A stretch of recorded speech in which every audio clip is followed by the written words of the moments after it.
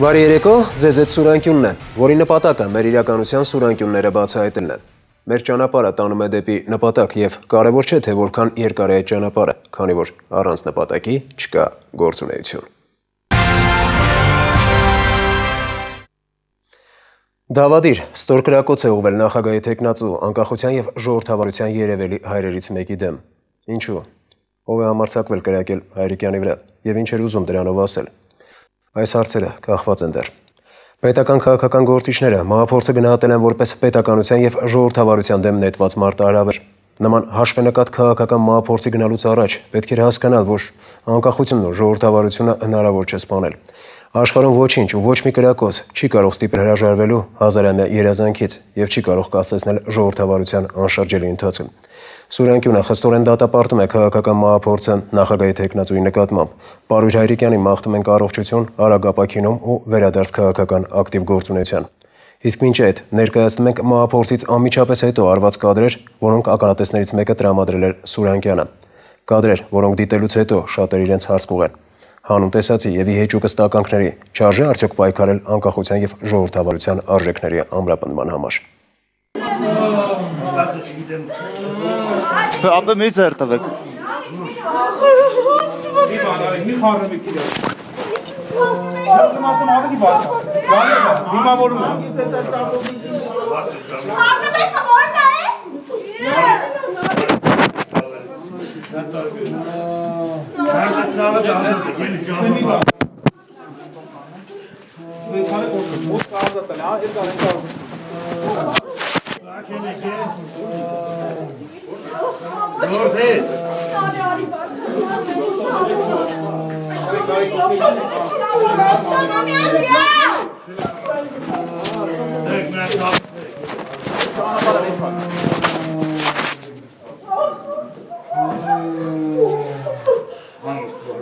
Դիմացի, բարո, դիմացի, ոչինչ,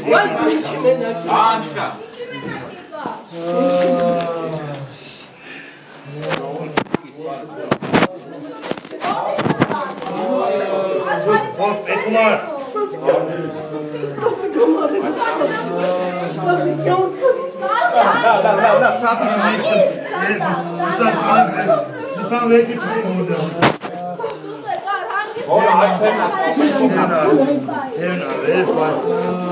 Love is each one of me at stop.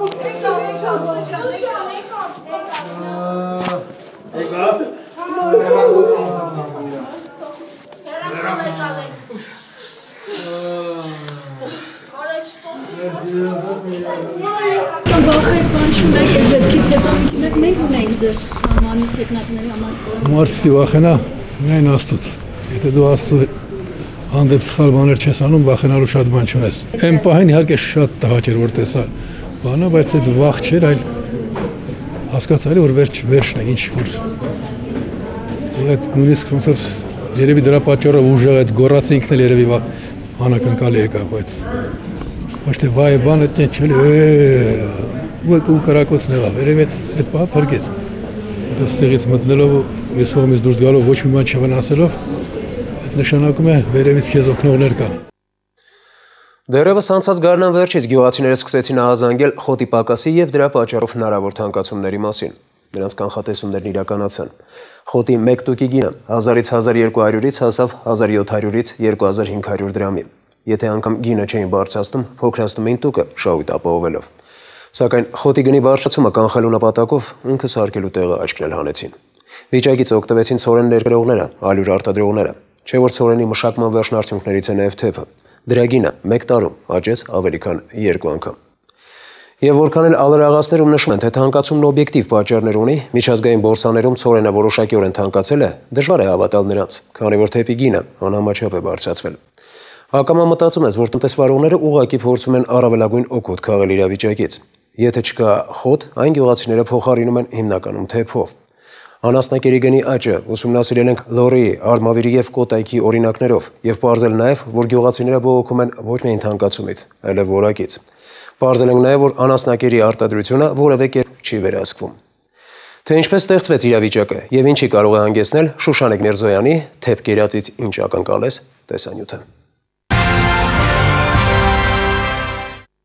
1.5 տարում մեկ պարկ թեփի գնի բարձրացումը 1300-ից 5000 դրամի աննախադեպ էր։ Բարձր լեռնային շրջաններում դրան գումարվեց խոտի պակասը, այն եւս թանկացավ եւ այժմ մեկ տուկը վաճառվում է մինչեւ 2500 դրամով։ Զանգվածային մորթ սկսվեց Կոտայքում, Լոռիում, Շիրակում, Արագածոտնում։ Գերը թանկ է։ Ինչքանով եք հիմա։ Խոտը մի 20 կիլոնոց տուկը առնում ենք 1700-ից 1500 դրամ։ Էմբի մեծ շոկը 25 կիլոն 5000 դրամ։ Նախկինում ինչքան էր։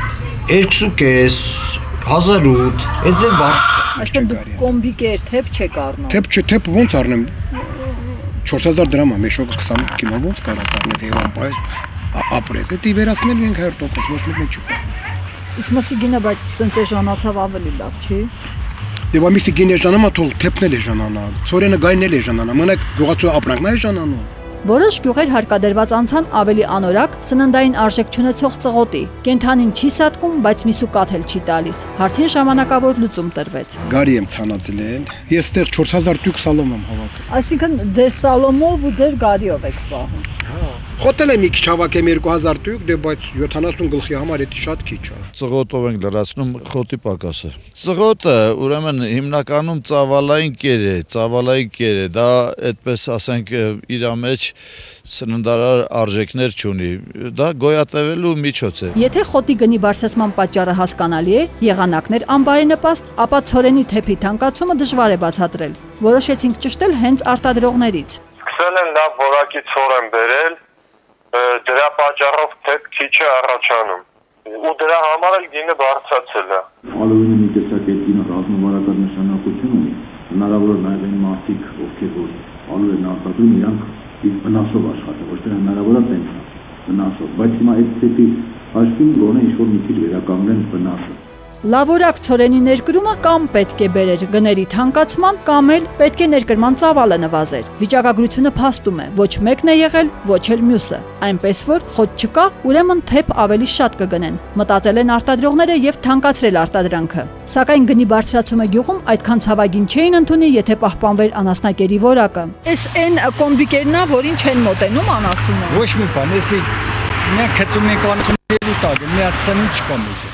Կա անասնակերի որակը ստուգելու մի քանի պարզ ձև։ Եթե խոսքը թեփի մասին է, դրա մեջ ալերախառն զանգված պետք է լինի։ Եթե կոմբիկերի մասին է, այն տհաճ հոտ չպետք է ունենա։ Այնինչ գյուղացիները հաճախ նախապատվություն են տալիս էժան գին ունեցողին։ Իսկ անասունը հրաժարվում է մոտենալ այդ կերին, արդյունքում ամբողջ անասնակերը թափում են։ Եթե անորակը ծավալիչները, հա, երբեչիկներով մշակված լինի։ Հետո այդ որն է։ Մոտ չկա։ Ու այդ հակասնկային բաներով։ Հասկանում եք, որ հոտ է գալու դրանից։ Միացություն է, չէ՞, համակցվածքերը տարբեր բաղկացուցիչների ու կարաշ, տեսնես եգիպտացորեն կա մեջ է, գարի կա մեջ է, ցորեն կա մեջ է, թեփն էլ կարելի է տեսնել, եթե ապիլկայի մասին է խոսքը։ Բայց խնդիրը ինչու՞մն է, որ ճիշտ պատրաստված համակցված կերը ինքը չի կարող ուղղակի շատ էժան լինել։ Հայաստանում թեփի եւ համակցված կերի, կոմբիկերի որակը պետք է որ ստուգեր սննդի անվտանգության պետական տեսչությունը, սակայն ոլորտում պլանային ուսումնասիրություն չի կատարվել։ Անասնակերի որակը ստուգվել է, ասենք, պանրի, ձվի անորակության պատճառները հասկանալու համար։ Թշնամության ստուգելիս ոչ միայն փորձակնվում է ձուն ու թշնամիս, այլ նաև այն կերը, որից օգտվում են համապատասխան թռչունները ձու եւ թշնամիս տալու համար։ Ինչն է եղել հիմնական խնդիրը, ինչ պրոբլեմա է։ Եթե չեմ սխալվում, մի դեպքում ծանր մետաղ եղավ, մի դեպքում ռադիոնուկլիդ։ Տեղական արտադրության անասնակերի որակը համապատասխանել է բոլոր չափորոշիչներին, ներկրվողինը ոչ միշտ։ Անասնակերի դեպքում 860 դեպք ենք ունեցել անցած տարի, երբ չեն եղել այդ փաստաթղթերը եւ անասնակերը մտել է ստուգում։ Այս թե ու հիմնականում պետք է ասեմ, որ թռչնամթերք եւ ձկնամթերք արտադրողներն են տեղական, որ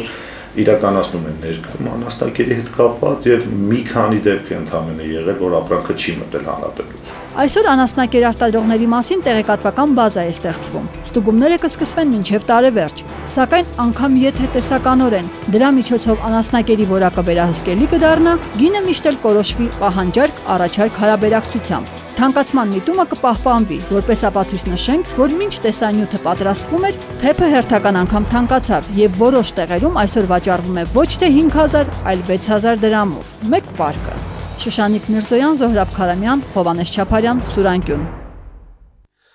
Գեղեցկությունը զոհեր է պահանջում, հայտնի արտահայտությունը ունի փոխաբերական իմաստ, սակայն առավել գեղեցիկ երևալու համար կանանց կոսմետիկ միջոցներ օգտագործելու հետևանքներն ուսումնասիրելիս պարզում ես, որ այդ արտահայտությունը ունի նաև ուղիղ իմաստ։ Կոսմետիկ ինչ միջոցներ են օգտագործում մեր կանայք, հիմնականում ոչ թանկարժեք, ասել է թե կասկածելի որակի։ Որոշ մասնագետներ փաստում են, որ շրթներքերի 65%-ը պարունակում է ծանր մետաղներ և դրանք կուտակվելով օրգանիզմում տարիների ընթացքում առաջացնում են անբուժելի հիվանդություններ։ Մազի ներկեր, տարատեսակ քսուկներ, լոսյոններ, մատիտներ, այս ամենը մեր կանայք օգտագործում են, անտեսելով դրանց վնասակարության հետևանքները։ Հաճախ նաև չեն էլ ենթադրում, որ առողջության վատթարացումն ասենք ոչ թե սննդի, այլ հենց կոսմետիկ միջոցների հետ է կապված։ Հերմինե Բաղդասարյանի տեսանյութի հերոսներից մեկը օգտագործել է մազի գունաթափման միջոց։ Որոշ ժամանակ անց տեսել է, որ վնասվել է գլխամաշկը, այտուցվել դեմքը և զգացել է, որ շնչառական խնդիրներ ունի։ Միայն բժիշկների շտաբ միջամտությամբ է հաջողվել փրկել կնոջ կյանքը։ Հայաստան ներկրվող կոսմետիկ միջոցները սերտիֆիկացում չեն անցնում։ Ներկրողն իր հայեցողությամբ կարող է դիմել ու սերտիֆիկացնել ապրանքը։ Ժամանակ, նյարդեր ու գումար խնայելու համար կարող է այդ ամենը չանել ու պարզապես վաճառքի անել այն կոսմետիկան, որը քիմիական վտանգավոր տարրեր կարող է պարունակել։ Այժմ առողջությունն ինչ, տեսքս է կարևոր, տեսանյութը։ Սա իբր բուժիչ շրթներկ է, որն ի դեպ վաճառվում է դեղատներում։ Վրան էլ գրված է լավագույն կոսմետիկան պատրաստում են դեղագործները, իսկ ահա բաղադրությունը սարսափեցնող, պարունակում է նավթամթերք, պարաֆիններ և քիմիական այլ տարրեր։ Հետաքրքիր է, ինչ բուժման մասին է խոսքը, եթե սրանում առկա նյութերը կոսմետիկայում օգտագործվող ամենավնասակարներից են։ Երկար ժամանակ մեր հերոսը հրաժարվել է կոսմետիկայի միջոցներից, աչքի սևաներկի պատճառով կարող էր զրկվել տեսողությունից։ Կոպերս լրիվ փակվել էր, աչքերս չէի կարում 3 օր բացեի, ահագին երկար բուժումներ ստացա։ Չի խրատվել, հաջորդ անգամ էլ գայթակղվել է իբր ֆրանսիական շրթներկով ու նորից տուժել, դեմքն է այտուցվել։ Գնեցի 5000 դրամով, էֆեկտի տեղը փաստորեն դեֆեկտ դուրս եկավ։ Շատ անգամ էլ արտադրողները հենց թանկի ծեժանը չկա այդ ասած բացքը օգտագործելով անորակը դրա տակ թանկ են ուղակի գինը դրում։ Կարծելով թե մաշկը չի ընդունել սևաներկն ու շրթներկը նվիրել է քրոջը, նույնը կատարվել է նաև նրա հետ։ Շպարվելու դառը հետևանքները երկար բուժում պահանջեցին նրանցից։ Մեզանից եւ որևէ մեկը ապահովագրված չէ նման դեպքերից ու յուրաքանչյուրի ձեռքում կարող են հայտնվել կոսմետիկայի կեղծված միջոցներ։ Նշանակում է ձեռքի թեթև շարժումով աղավաղում ես գեղեցկությունդ, փչացնում առողջությունդ։ Կեղծիքներն են շատ շուկայում, այսինքն լավագույն ֆիրմայի տակ դուրս են գալիս այլ ֆալսիֆիկացիա է դուրս գալիս շուկա։ Այսօր ցանկացած վաճառակետից կարելի է գնել ճանաչված ֆիրմաների կոսմետիկայի միջոցներ, գեղեցիկ փաթեթավորված, մատչելի, հաստատ մեծ պահանջարկ ունենա, բայց հայտնի չէ թե ինչ որակի եւ ծագման է։ Շատերի վրա նույնիսկ օգտագործման ժամկետը նշված չէ։ Ժամկետը անցած կրեմներ, քսուկներ ընդհանրապես չի կարելի օգտագործել, առնելիս պետք է ուշադրություն դարձնել, պետք է գրված լինի կամ 12 ամիս օգտագործել կամ 6 ամիս օգտագործել։ Իսկ սերտիֆիկացման մասին ավելորդ է խոսել։ Չգիտես ինչու, պետք է հավատաս վաճառողի խոսքին, ապրանքը, ինչպես ասում են, ինքն է։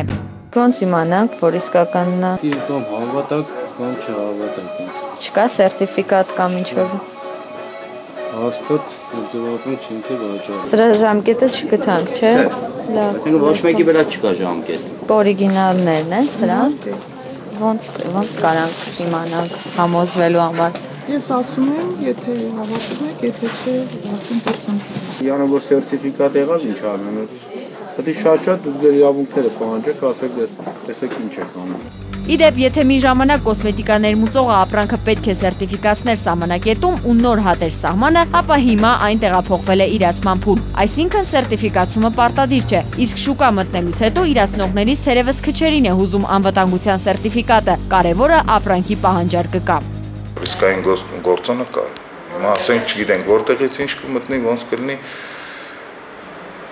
ով է ստուգում, ինչ է անում, ասենք այդ հարցերը քիչ բացել։ Ստանդարտների ազգային ինստիտուտի փորձաքննության լաբորատորիայում դժվարանում են ասել, թե վերջին անգամ երբ են կոսմետիկական միջոցների փորձաքննության պատվեր ստացել։ Հետաքրքիր է, որ մեկն ավելորդ ծախս կանի ու ապրանքը կտանի փորձաքննության, եթե նույնիսկ դրա բացակայության համար տուգանք նախատեսված չէ։